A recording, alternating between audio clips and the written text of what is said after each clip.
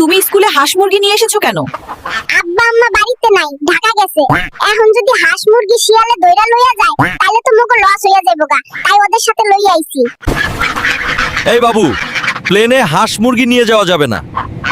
এত বড় পথ যামু, সেকেন্ডে সেকেন্ডে ডিম কি তুমি দিবা? ডিম খেয়ে শক্তি বানিয়ে এত বড় পথ যাওন লাগবো। দ্রুত কিস্তির টাকা দে, নইলে তোর বাড়ির টিন খুলে নিব কিন্তু। ওই ডাক্তার কই রে? কিন্তু এত বিড়াল নিয়ে হাসপাতালে কে? এরা আমার শিষ্য, এদের সবগুলারে টিকা দেওন লাগবো। ডাক্তারে ডাকো। বেবি, তুমি ছাগল নিয়ে বাঁচে কেন? বাড়ির থেকে শহরে যাইতাছি, বাড়ির ছাগল পাহারা দেবে কেডাই?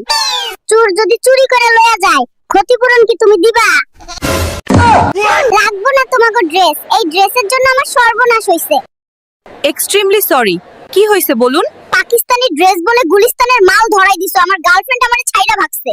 সরি স্যার, এটা পাকিস্তানি ইন্সপায়ার্ড ফ্রম গুলিস্তান। তোর দাঁত চেক করব। খুব সাবধানে কিন্তু, দাঁতগুলো সোনার থেকেও মূল্যবান। আমি বুঝতে পেরেছি তুমি ডাক্তার নও, তুমি আমার দাঁত কালো বাজারে বিক্রি করবে। এই সকিনা, বাজারে আইছি, কি কিনবা রইব বললা দে। চালের বস্তা, আটার বস্তা, নুনের বস্তা আর কিছু সবজি সদয়। আরে থাম থাম, আমারে কি মহিষ পাইছস? এত বস্তা লয়ে বাইতে যামু কেমনে? সব কিনে না আনলে বাইতে ঢুকবার দিমু না। নাতি, ফ্রিজে রাখা আইসক্রিম কে খেলো রে? দাদি, আমি জানি।